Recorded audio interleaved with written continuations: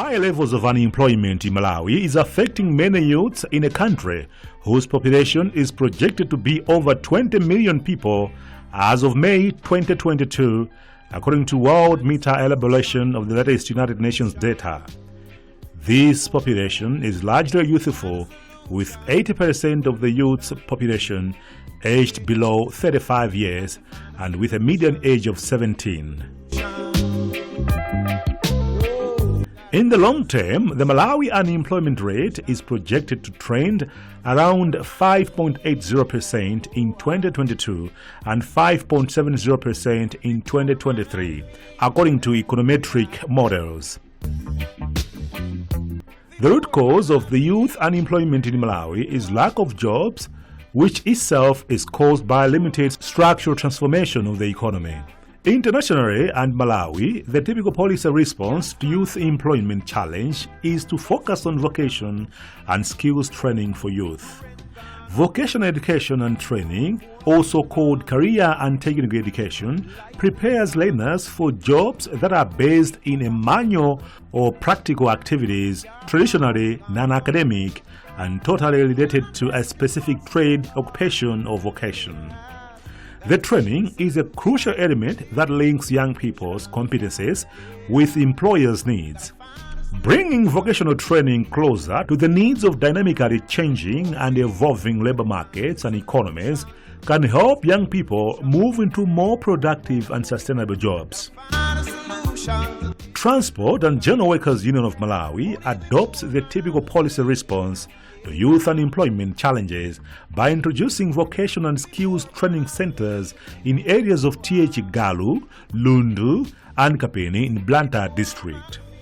The main objective of the innovation project is to provide technical skills to the youth that will help them create jobs which at the end will also employ others.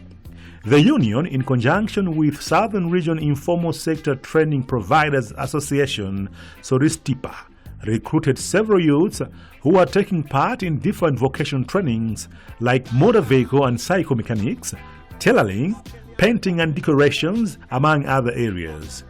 The project is being implemented in Mdeka, Lirangwe and Lunzu in the district. We visited several institutions in these areas to appreciate the work that TGWU is doing. Our first destination is a motor vehicle garage in Mdeka, Traditional Authority Chigalu. Here we find a female mechanic student named Kokoliko working on one of the vehicles that a client had brought. She seems to be competent with everything being done at the garage, and she believes in being a professional female motor vehicle mechanic after finishing the training. After finishing my studies, I'll go and search for jobs in different companies so that I showcase the skills that I have gained through this training. Ruth is happy to be a motor vehicle mechanic as this was her dream. She encourages her fellow ladies to work hard and accomplish their dreams, saying motor vehicle mechanics is not only for men. I encourage my fellow ladies to remove the mind that motor vehicle mechanics are only for men. Ladies also have the potential to do the work. The training that Ruth and her friends are pursuing will help them to solve some of their problems without waiting for someone to employ them. Ruth added that she will manage to be independent after finishing her studies and says being financially independent helps to reduce gender-based violence among some women in the society.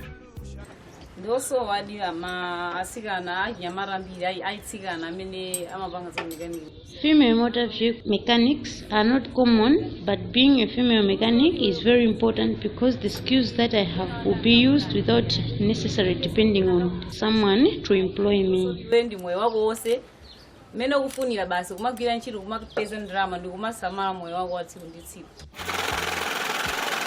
The story of Ruth is similar to that of Judith Lamek, who is doing her studies in tailoring at one of the institutions in Lundu's area.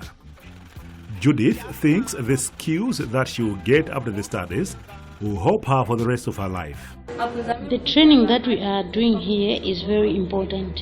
The skills that we get will help us until the time of... Judith added that as a woman, it was difficult to find some of her needs, but now she'll be able to pay school fees for her children and also do some sort of business. Judith thinks the gap that existed between men and women will be reduced as she will be financially independent, and this will help in the reduction of gender-based violences. At first I had nothing to do and I was just depending on my husband to do all things. Now that I have skills in tailoring, I will be able to do some of the things to help my husband. On behalf of her friends, Judith asked the authorities to help them with the equipment so that they can start doing their own businesses. She says staying for a long time without doing anything will make them forget what they learned in class.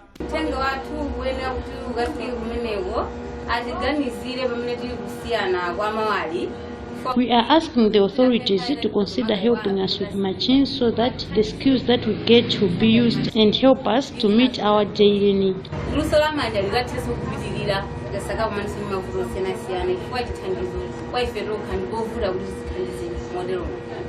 Several other girls are taking part in different vocational trainings organized by Transport and General Workers Union through Southern Regional Informal Sector Training Providers Association, SORISTIPA. The union's affirmative objective of promoting a girl child to be independent is being achieved by recruiting more female students into different trades of the training.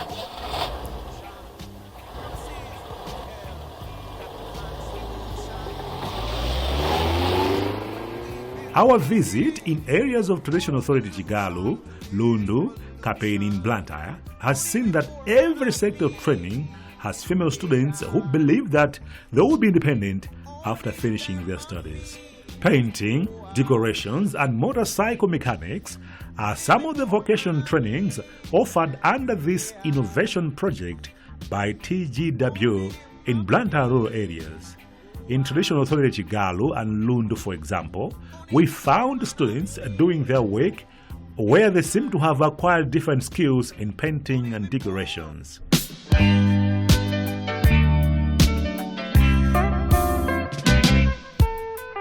Our next destination in Tia Lundu's area is a motorcycle garage that belongs to Mr. Waisoni.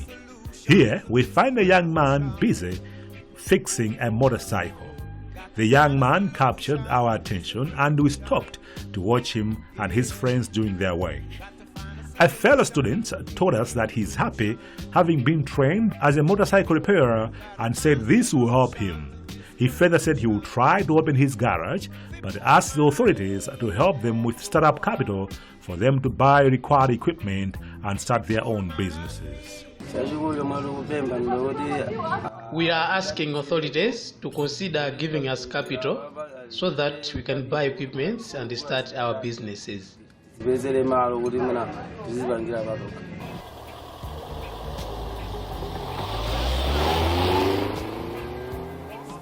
As we cruised to Lunzu zone in Kapeni, we found several girls who ventured into painting and decorations at one of the schools in the area.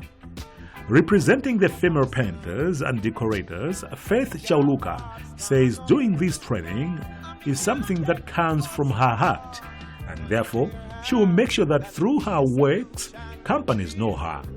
She encourages her fellow ladies to do whatever it takes for them to be financially independent in the near future.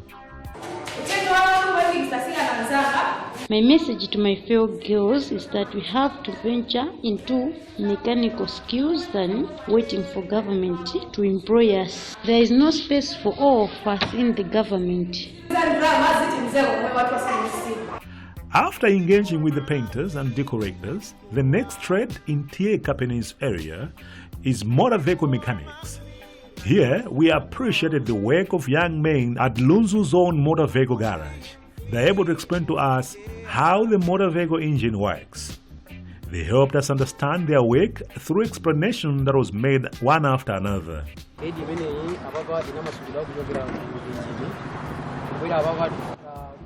We removed this engine head to do valve grinding. There are inlet and outlet valves.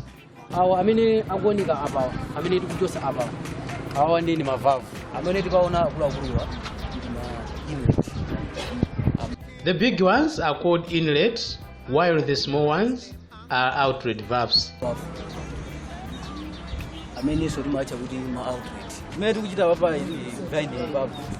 What we are doing here is valve grinding. When we are doing valve grinding, we use Blantyre, mortar and petrol. This is done to make sure that the valves close properly. Petrol is used to check if the valves have closed.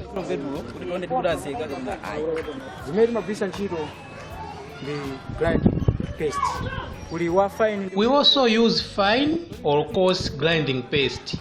Our main aim is to make sure that the valves are closing to avoid other problems. One of the students at Lunzu zone, Hari Mantimba, said the skills he has managed to gain from this training will help him to start a new life, as he will manage to apply for jobs using the certificate that he will get at the end of the training.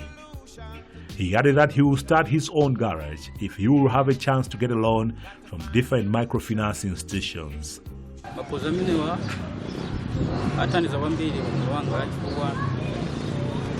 This training will help my life because at first I was jobless. But now I've gained skills that will get me somewhere. We were promised loans, and I believe if this happens, I'll be able to buy some of the required equipment and achieve my dreams.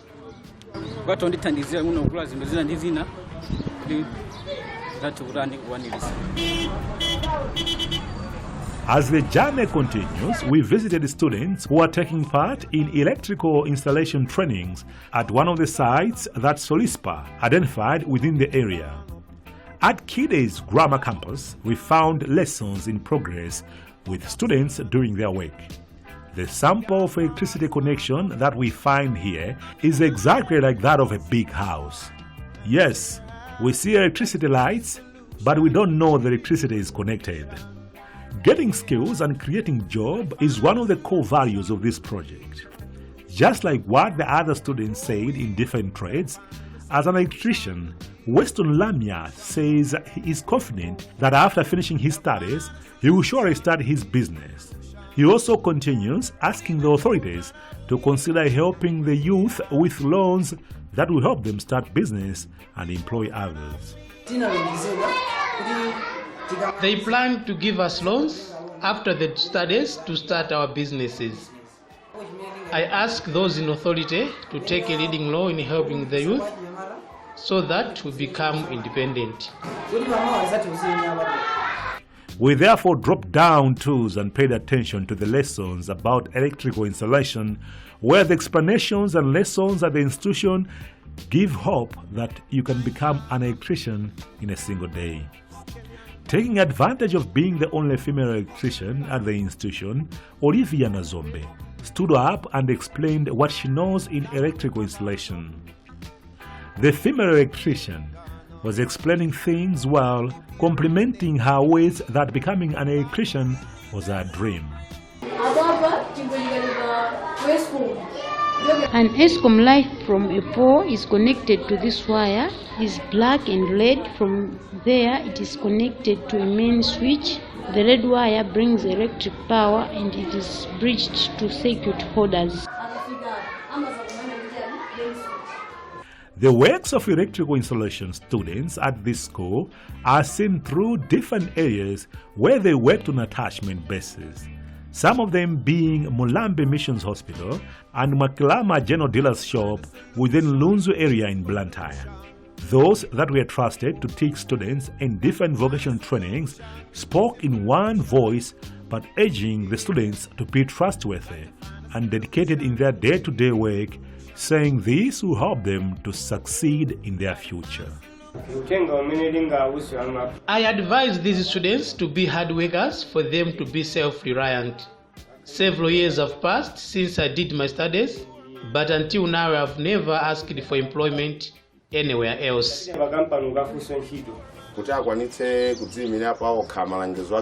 For them to be independent, they have to be very serious in learning new skills, and they should also show good characters to their customers.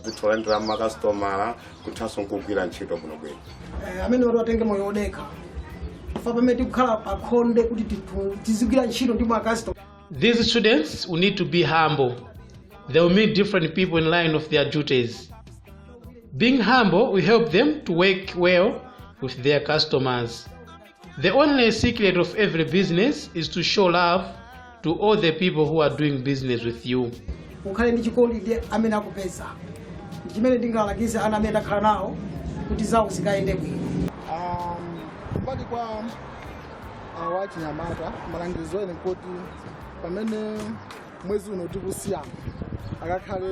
I urge my students that when we are parting ways this month, they will need to be hard workers for them to know different skills in their technical work.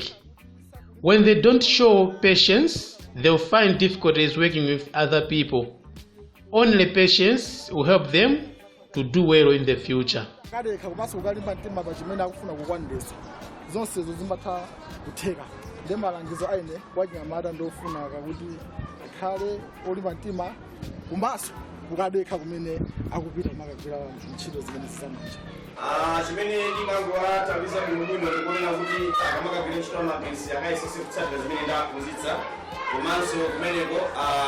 I am pleading with my students to follow all the techniques that I've taught them, and they also need to avoid other behaviors like stealing.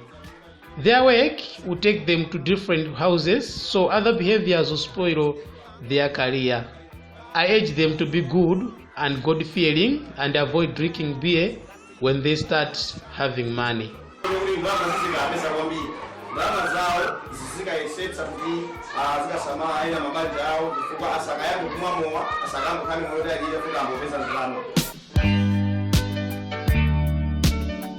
A 1.5-year innovation project that aims at equipping students with skills to create jobs started in 2021, and 317 youths were recruited into different vocational trainings like tailoring, motor vehicle mechanics, painting and decoration, electrical installation, as well as motorcycle mechanics. The trainings are being carried out in the areas of Chigalu, Lundu and Kapeni in Blantyre district. Southern Regional Informal Sector Training Providers Association, SORISTIPA, is a master club that was trusted to identify trainers and recruit students in different vocational training areas. The club works hand in hand with TVETA that issues certificates to the students at the end of the training.